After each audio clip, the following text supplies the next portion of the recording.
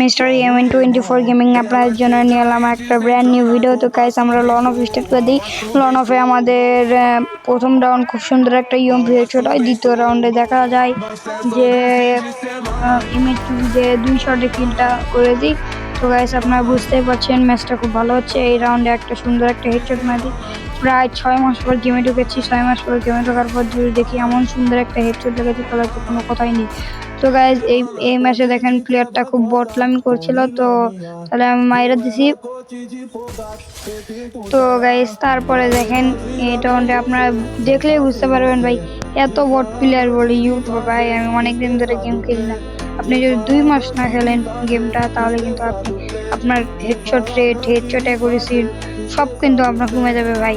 কিন্তু গাইজ আপনি খালি বড় বড় ইউটিউবারদের সাপোর্ট করেন, ঠিক আছে? আমাদের একটু সাপোর্ট করে দেখেন, কইরা কমেন্ট বক্সে